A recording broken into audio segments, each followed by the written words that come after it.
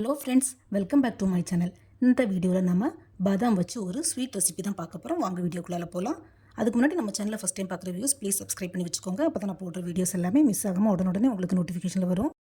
Try ஃப்ரூட்ஸில் பாதாம் ரொம்பவே நல்லதுன்னு சொல்லலாம். அதே மாதிரி இதில் நிறைய பெனிஃபிட்ஸும் இருக்குது. பட் யாருமே இதை அந்த அளவுக்கு விரும்பி சாப்பிட மாட்டாங்க. நம்ம வீட்டில் ட்ரை ஃப்ரூட்ஸ் வாங்கினா கேஷ்யூ, பிஸ்தா, அப்புறம் ரைசின்ஸ்லாம் கடை செலவாயிரும். இந்த பாதாம் மட்டும் செலவாகாமல் அப்படியே இருக்கும். ஸோ இந்த மாதிரி பண்ணி கொடுங்க, எல்லோரும் விரும்பி சாப்பிடுவாங்க. நான் இந்த சின்ன பவுலுக்கு ஒரு பவுல் பாதாம் எடுத்துருக்கிறேன். இதை நல்லா வாஷ் பண்ணி எடுத்துக்கலாம். அதுக்கப்புறமா இந்த பாதாமை நம்ம தண்ணியில் வேக வச்சு எடுக்கணும். தண்ணி இப்போ நல்லா கொதி வர ஆரம்பிச்சிடுச்சு. ஆனால் பாதாம் நல்லா வேகலை, பாதி தான் வந்திருக்குது. நம்ம இந்த பாதாமை அரைச்சி எடுக்கணும். நல்லா வெந்துடுச்சுன்னா சீக்கிரமாக அரைப்பட்டுரும்.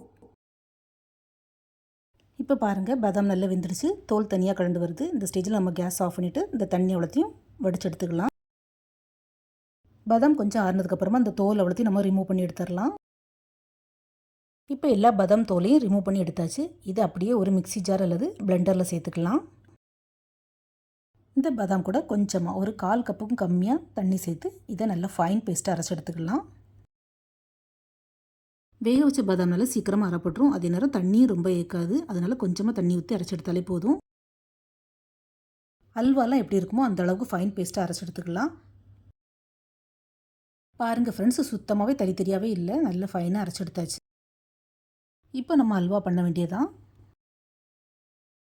ஒரு கடாய் அல்லது பேனில் கொஞ்சம் தாராளமாக நெய் சேர்த்துக்கலாம். நான்ஸ்டிக் பேனாக இருந்தால் ரொம்பவே நல்லது. நான்ஸ்டிக் கடாயாக இருந்தால் நமக்கு கடாயில் அடிப்பிடிக்கவும் செய்யாது, பேனில் ஒட்டாமல் அழகாக வரும். கேஸை பற்ற வச்சதுமே நெய் மெல்ட் ஆக ஆரம்பிச்சிரும். இப்போ நம்ம அரைச்சி வச்சுருந்த பாதாம் சேர்த்துக்கலாம். பாதாம் பேஸ்ட்டை சேர்த்து நல்லா கிளறி கொடுக்கணும். ஸோ நெய் கொஞ்சம் தாராளமாக இருந்தால் தான் இந்த மாதிரி அடிப்பிடிக்காமல் வரும்.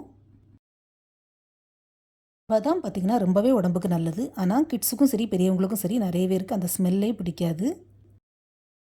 எங்கள் வீட்லேயும் அப்படி தான், பிஸ்தாவும் கேஷ்யூவும் கடகடான்னு செலவாயிரும். பட் இந்த பாதாம் மட்டும் செலவாகவே செய்யாது. ஸோ நான் என்ன பண்ணுவேன்னா, தேங்காய் அரைச்சி வைக்கக்கூடிய குருமாக்கு ஒரு 4-5 பாதாம் எடுத்து தண்ணியில் ஊற வச்சு அப்புறமா அந்த தோலி எடுத்து தேங்காய் அரைக்கும் போது இந்த பாதாமையும் கூட சேர்த்து அரைச்சி குருமா பண்ணிடுவேன். ஸோ கிரேவி நல்ல திக்காகவும் இருக்கும், ரிச்சாகவும் இருக்கும். நமக்கு அதில் பாதாம் சேர்த்துருக்க மாதிரியே தெரியாது. ஸோ பசங்களும் தெரியாமல் அழகாக சாப்பிட்ருவாங்க. நீங்களும் இதே மாதிரி ட்ரை பண்ணி பாருங்கள். நான் ஆல்ரெடி அந்த வீடியோ அப்லோட் பண்ணியிருக்கிறேன், என்னுடைய சேனலில் போய் செக் பண்ணிக்கோங்க ஃப்ரெண்ட்ஸ். இப்போ பாதாம் நல்லா வறண்டு அதோட கலர் கொஞ்சம் டிரான்ஸ்பரண்ட் ஆகிட்டு இந்த ஸ்டேஜில் நம்ம கொஞ்சமாக ஜீனி ஆட் பண்ணிக்கலாம்.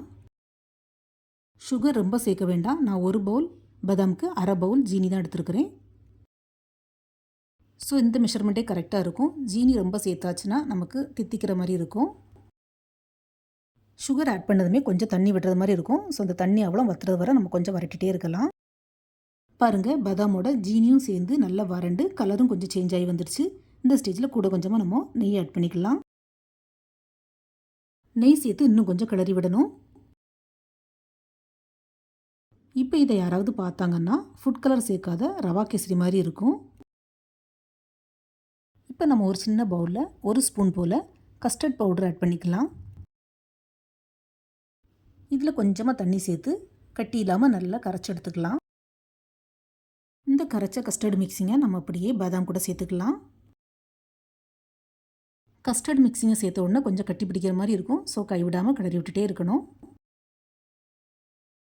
இந்த கஸ்டர்ட் பவுடர் நம்ம எதுக்கு சேர்க்குறோன்னா இதோட டேஸ்ட்டும் நல்லாயிருக்கும், ஃப்ளேவரும் செம சூப்பராக இருக்கும். அதுக்கு தான்.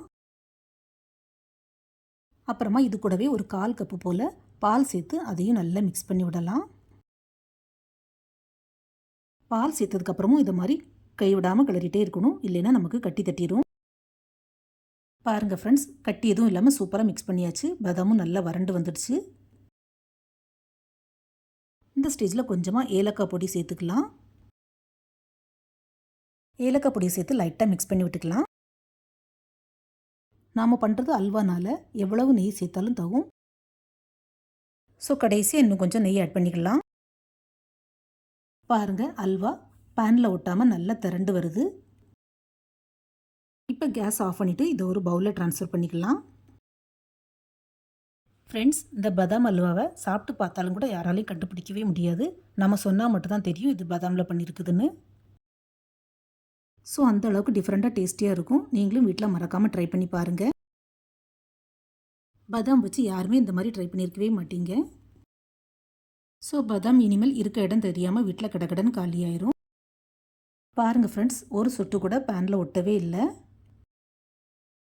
இந்த ஸ்வீட்டை பாதாம் பால்கோவா, பாதாம் கேசரி, பாதாம் அல்வா, பாதாம் கஸ்டர்டு கூட சொல்லலாம். உங்களுக்கு இந்த 4 பேர்லேயும் எந்த பேர் பிடிச்சிருக்குன்னு மறக்காமல் கமெண்ட் பண்ணுங்கள். சர்வ் பண்ணும்போது இதுக்கு மேலே கடைசியாக கொஞ்சமாக கேஷ்யூ, பிஸ்தா அல்லது பாதாம் எதையாவது இப்படி லைட்டாக க்ரஷ் பண்ணி போட்டுக்கோங்க. நான் கேஷ்யூவை தான் இந்த மாதிரி துருவி போட்டுருக்கிறேன்.